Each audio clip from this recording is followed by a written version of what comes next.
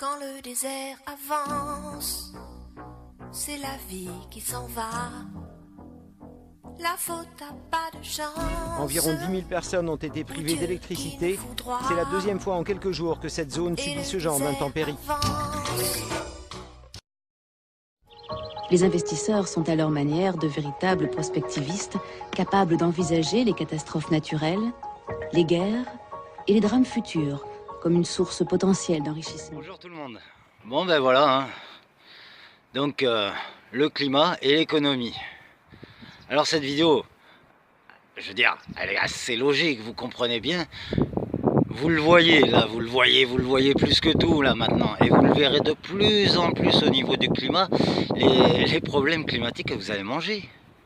Mais comprenez-le bien, que forcément au niveau économique, que ce soit d'un pays ou au niveau mondial, et il faut le regarder plus au niveau mondial que juste au niveau d'un pays, parce que tu n'auras jamais le résultat réel des conséquences de ce qui se passe. Comprenez bien, tout ce problème, vous le voyez, je veux dire, toute personne qui ne peut pas travailler, tout pays qui ne peut pas travailler, qui ne peut pas rentrer l'argent pour l'État, hein, entre guillemets, forcément, mais c'est de la perte d'argent colossale pour les caisses, donc pour la bourse, donc pour les retombées bancaires. Donc comprenez bien une chose, forcément, au niveau de l'économie mondiale, ça se casse la gueule. Ils auront beau vous dire oui, tout va bien et tout. D'ailleurs, hein, comme je vous ai dit, c'est pas pour rien qu'on vous augmente tout et que maintenant l'État essaie de prévoir simplement un nouvel impôt intempérie, une taxe que chaque citoyen va payer pour les intempéries parce qu'il y a un manque d'argent qui rentre dans les caisses. C'est ce que je vous ai dit depuis très longtemps, ce qui va arriver. Maintenant ils vont mettre ça parce que forcément ils savent très bien que là ça va causer des gros problèmes financiers. Et les problèmes financiers, qu'est-ce qu'ils vont provoquer? Eh bien c'est que la Morgans ou tous les autres qui prêtent l'argent aux États, vu qu'il y a moins d'argent qui rentre pour eux, au niveau des bourses, au niveau de tout type de travail ou de tout type de business, ils vont avoir des manques d'argent et ils vont vouloir le récupérer. Donc ils vont encore plus mettre la pression aux États en disant maintenant il faut rentrer l'argent. Il faut commencer à donner les intérêts parce que vous ne payez toujours pas les intérêts. Donc comprenez bien que vous allez payer de plus en plus. Et on vous dira ça va de mieux en mieux. Mais tu paieras de plus en plus. Je sais pas, comprenez. C'est logique. Ils mettaient des pressions parce qu'ils savaient très bien que les États, ils les mettent... Comme pour toute personne, je veux dire, ils te mettent des crédits de façon à ce que tu galères. Le but, c'est surtout de récupérer des biens, c'est pas récupérer les intérêts. Les intérêts ne sont que des broutilles comparés à des biens qu'ils pourraient récupérer par ordonnance ou ce que tu veux. Donc ce qu'ils faisaient, ils disaient oui, on te reprête de l'argent, tu payes pas les intérêts, etc. Il n'y a pas de problème. Par contre, moi je veux que tu privatises telle chose. Parce que ça, je sais que ça va nous rapporter de l'argent indirectement par des placements, etc. Donc c'est pour ça que notre pays est autant privatisé, réfléchissez. C'est parce qu'on n'est pas capable de payer les intérêts, donc il faut bien qu'ils récupèrent quelque chose. Donc ils mettent les pressions, il faut privatiser, il faut permettre la délocalisation dans tel pays, parce que nous on a des affaires dans tel pays, etc. Ça va nous rapporter beaucoup plus d'argent, etc. Comprenez? Donc je vais vous faire voir encore d'autres choses. Allez, je vous laisse avec quelques petites vidéos là, vous allez, au fur et à mesure, vous allez comprendre. Et comme je vous ai dit, à la fin, je vais regrouper toutes les vidéos et vous comprendrez mieux le véritable plan. Quand on parle du nouvel ordre mondial, la plupart ont complètement tort, mais complètement tort. C'est pas une histoire de pouvoir ou d'argent. Ils ont l'argent qu'ils le veulent, ils le fabriquent, ils en font ce qu'ils veulent. Le pouvoir, t'as l'argent, t'as le pouvoir. C'est beaucoup plus que ces conneries-là. Bon, enfin, je vous expliquerai ça par la suite.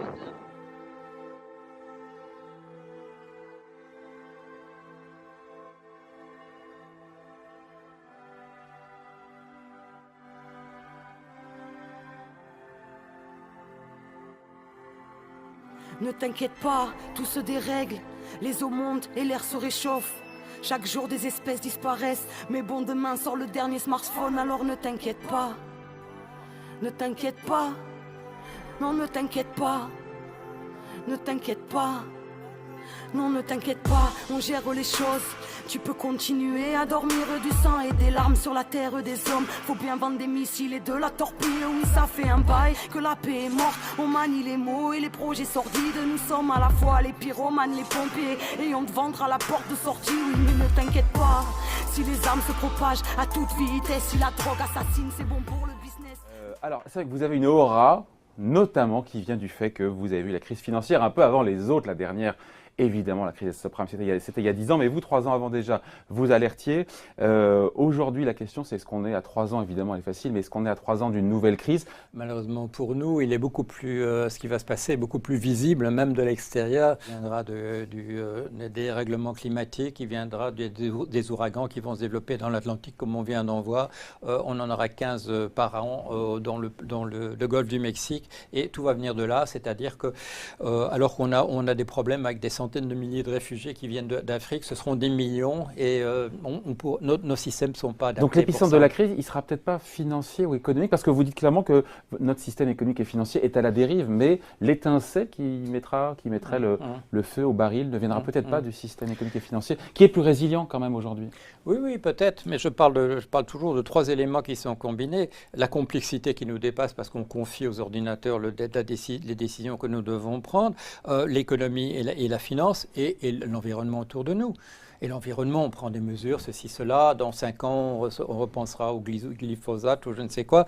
Non, ça va trop vite, ça va trop vite. Les gens qui s'intéressent à ces problèmes-là nous parlent de 2 ou 3 générations. Il faut résoudre ces problèmes-là avant. Et bon, c'est pour autant que ce soit encore soluble. Tout va bien. Tout va bien. Petit, tout va bien. Tout va bien. Tout va bien. Ouais, Petit, je filme bien la coulante. Tout va bien. Tout va bien. Bon, voilà. Vous voyez, ça c'est... Je vous ai mis les photos de ce qu'il y a eu juste en 3 semaines. Bon, ça paraît anodin, mais bien sûr, il y a aussi les vidéos de ce qui se passe au niveau du climat dans le monde. De partout, même en France, vous avez vu, hein, des mecs qui se sont retrouvés couchés au sol. Vous l'avez vu, ils l'ont fait voir sur BFM, France 2, tout ce que tu veux. Tous ces... Bon, enfin bref. Ils étaient par terre, les gens, des personnes de 50 ans, enfin pas que des maigrichons, des gens normaux. Ils étaient par terre et traînés par le vent les faisait glisser. Non mais, vous allez me dire que ça vous le voyez tout le temps. Tous les ans, vous voyez des gens se retrouver traînés sur le sol en Europe, se faire traîner sur le sol du centre-ville par le vent. Franchement, vous trouvez ça tout à fait normal? Bon, si vous voulez. Écoutez, tout ça, ça empêche, vous le comprenez maintenant, vous avez bien vu que plein d'économistes vont vous le dire, et puis il n'y a pas besoin d'être économiste pour le comprendre. Pourquoi ces fameuses lois là qu'ils arrivent, enfin, ces fameuses choses bancaires qu'ils arrivent, pourquoi toutes ces banques là depuis quelques années se préparent? Vous l'avez vu dans l'intro, ils savent très bien ce qui arrive. Donc, là ils ont établi certaines lois bancaires, mais je vais vous les remettre, et dans le bon sens. Parce que c'était développé sur plusieurs vidéos, c'est vrai. Je vais vous les remettre vite fait. Et après, je vais vous remettre aussi du climat. Peut-être avec tout ça, vous allez trouver qu'il y a peut-être un lien finalement avec tout ceci. La concentration est encore plus forte. Les effets de contagion, quand ça s'effondrera, seront encore plus forts. Sans savoir d'où ça viendra.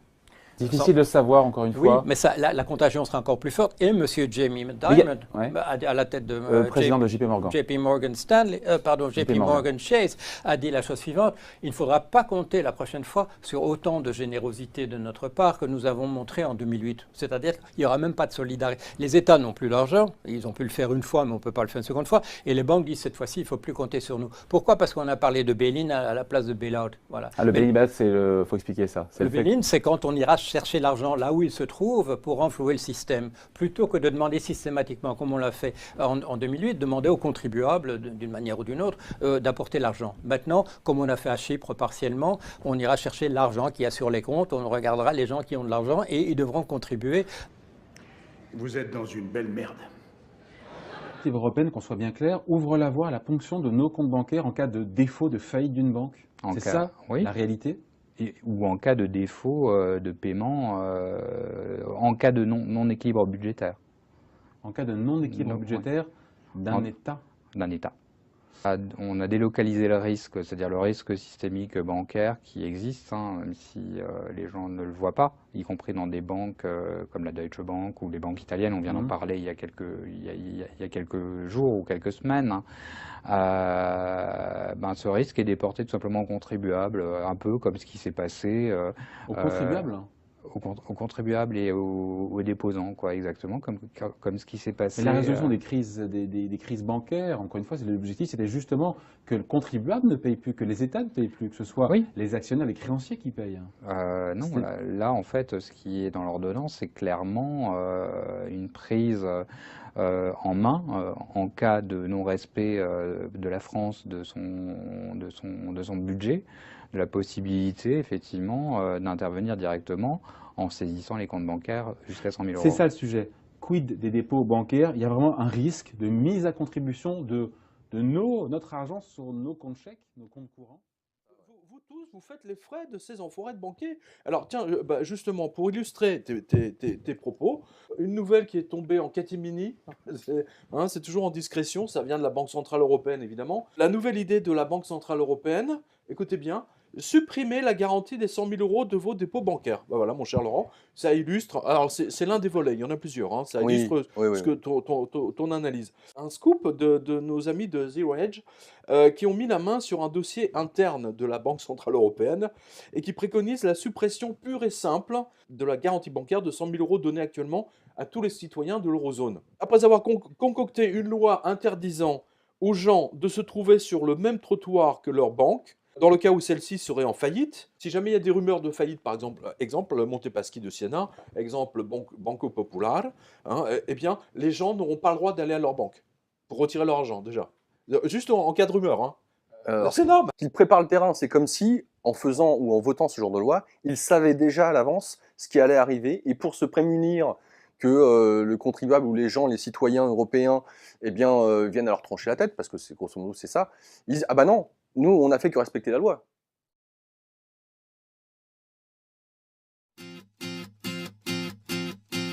Le ciment dans les plaines coule jusqu'aux montagnes, poison dans les fontaines, dans nos campagnes, de cyclone en rafale, notre histoire prend l'eau, reste notre idéal. Il neige. C'est la première fois que j'ai de la neige sur moi. Il fait trop froid.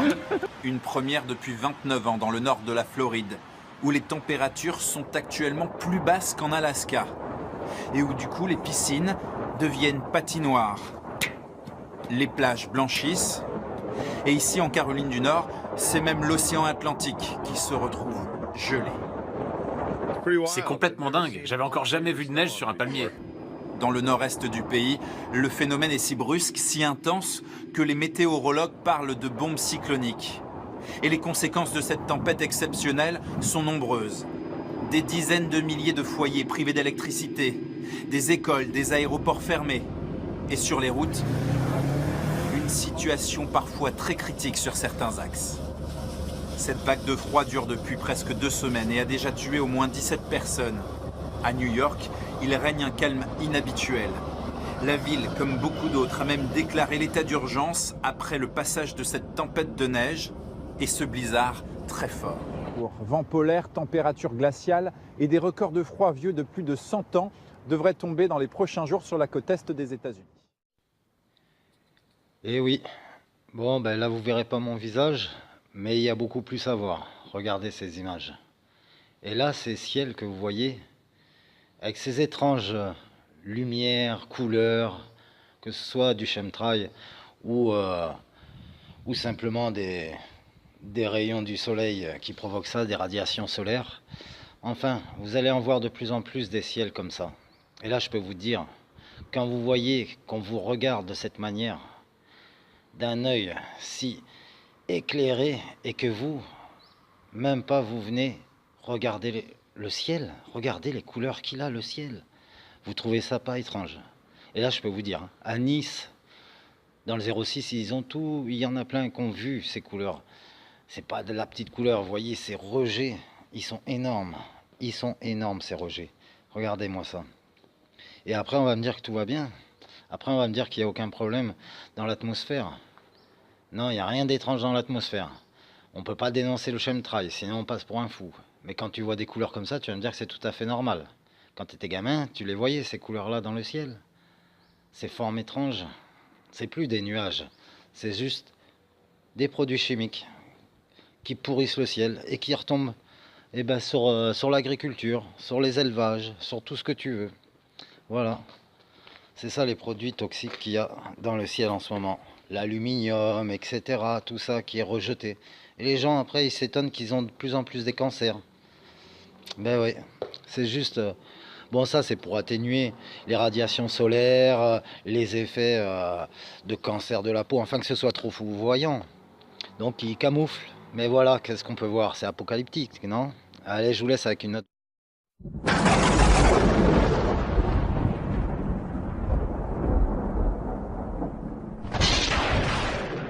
Currently on our way to the proclaimed meteor. Now, luckily, we are in a semi-close area. It's actually like a 30-45 minute drive to us, but we're on our way there en route. We're gonna see how close we can get, see if we can get you guys any good footage. We're just as shocked as everyone else. I'm sure you guys have seen a lot of pop-ups over the news and everything like that, but we are in a great spot right now, so we're gonna try to get you guys a lot of good footage. I've never heard of a big meteor like this colliding, and like, we heard it and we're 30 minutes away. We heard it and it was loud. It sounded like a dumpster truck. Like if you guys... You can see the whole corner where it came in.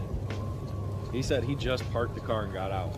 Wow. Oh, wow. Yeah, he just parked the car and got out. And then he didn't feel an explosion. He didn't feel the ground shake. All he seen was something hit that top corner of the garage. Really? And then a large blast of light. He said it blinded him and his daughter. They couldn't see as they were getting inside the house. Are they okay though?